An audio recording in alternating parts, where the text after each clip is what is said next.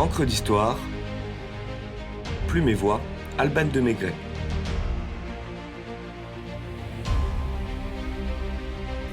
De l'étrange coutume du procès des animaux.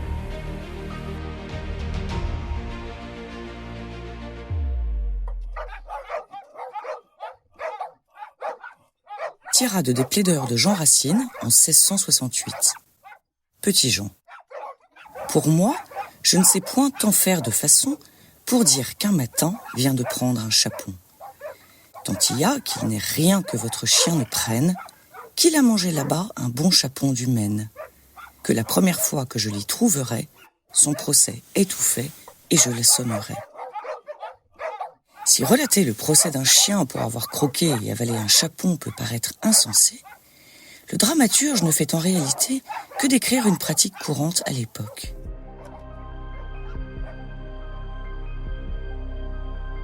Un rat a-t-il grignoté vos réserves ? Des chenilles processionnaires ont-elles parasité votre pain ? Une truie a-t-elle mordu votre enfant ? Des cicadelles ont-elles ravagé votre vigne ? Il fut un temps où vous auriez pu porter plainte contre ces animaux nuisibles et les faire comparaître en justice, ce que confirme la jurisprudence du célèbre conseiller et jurisconsulte Guy Pape au XVe siècle. De l'étrange coutume du procès des animaux.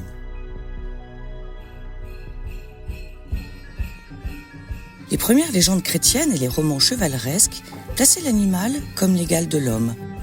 À ce titre, on le considère comme responsable de ses actes, non censé ignorer la loi, devant répondre de sa faute devant la justice et subir les mêmes pénalités que les humains.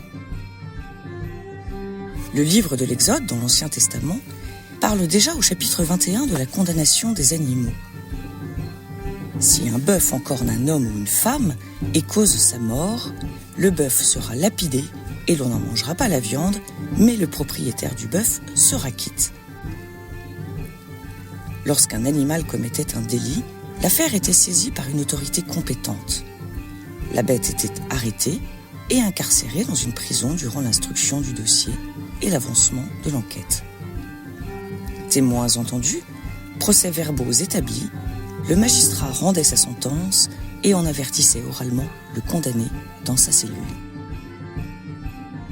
Les sanctions variaient selon la nature du crime.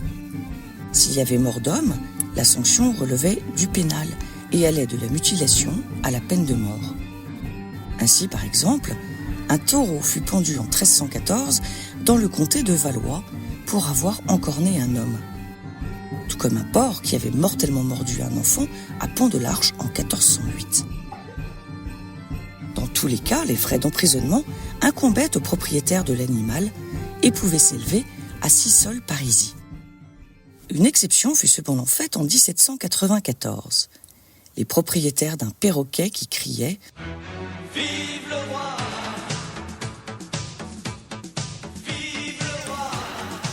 à une époque où ce type d'aphorisme était légèrement, sinon démodé, parfaitement déplacé.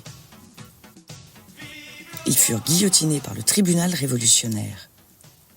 Mais le volatile fut gracié et confié à une certaine Madame Lebon, avec pour mission d'apprendre aux cacatoès une locution plus en vogue à cette époque. Vive la République! Vive la France!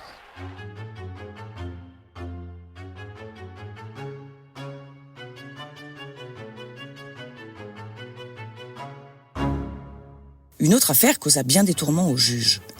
En 1457, une truie et ses 6 petits tuèrent le petit Jean Martin, âgé de 5 ans, fils de Jean Martin de la commune de Savigny. S'il n'a fait aucun doute de la condamnation de la mère, un débat eut lieu sur le sort des pourceaux. Étaient-ils complices d'homicide ou étaient-ils tout simplement des gentils petits cochons bien obéissants à leur mère ? Le tribunal les épargna, mais leur maître n'en voulut plus point. Les animaux n'étant pas tous des meurtriers, des instances civiles réglaient les affaires liées aux bêtes nuisibles comme les chenilles, limaces, charançons, sangsues, mulots et autres charmantes bestioles devant un tribunal religieux. Ces créatures étant œuvre de Dieu, les détruire aurait été contre la volonté divine. D'autres peines furent donc appliquées, l'exil ou l'excommunication. Ainsi, en 1120, l'évêque de Laon excommunia les chenilles et les mulots qui ravageaient les récoltes de ses fidèles. Les mouches de Foigny connurent le même sort l'année suivante. En 1480, l'évêque d'Autun ordonna au néfaste Limace de quitter le territoire en procession. Et le juge ecclésiastique de Troyes accorda 6 jours aux chenilles pour disparaître. En 1612, le pape Paul V autorisa l'exorcisation des dauphins qui décimaient les bancs de poissons au large de Marseille. 6 siècles durant, les affaires de ce type sont légion. Au XVIe siècle encore, Barthélemy de Chasseneuse, un fameux jurisconsulte avocat de François Ier, publie un traité intitulé De excommunatione animalium insectorum, dans lequel il démontre que les animaux sont justiciables au même titre que les hommes, mais également qu'ils ont droit à une défense. En 1525, Autun et sa région subissent une invasion de rats qui se régalent des récoltes. L'évêque prend la décision de les excommunier. Mais Chasseneuse obtient de devenir l'avocat des rongeurs.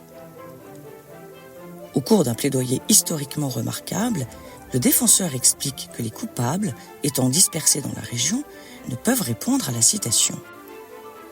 Décision est prise que les curés de chaque village doivent notifier une nouvelle assignation.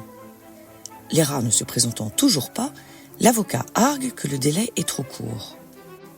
Il ajoute que la route jusqu'au tribunal est longue et mal tracée et que le danger pour les prévenus est considérable. Les chats de la région rôdent en embuscade, prêts à les engloutir.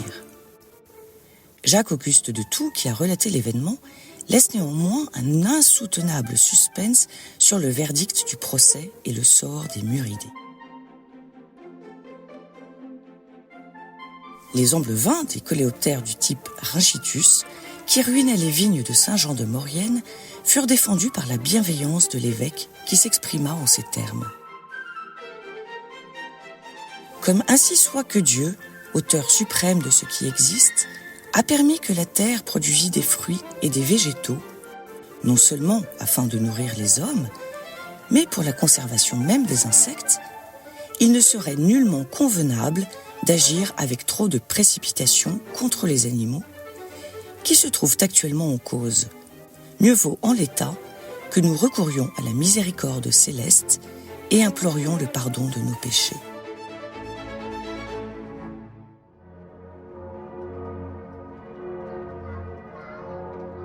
Aussi absurde que cela puisse sembler, les excommunications d'animaux n'étaient donc pas rares depuis le Moyen-Âge, et Voltaire s'en amuse dans son dictionnaire philosophique de 1764. Et des excommunications, en userez-vous ? Non. Il y a des rituels où l'on excommunie les sauterelles, les sorciers et les comédiens. Je n'interdirai point l'entrée de l'église aux sauterelles, attendu qu'elles n'y vont jamais.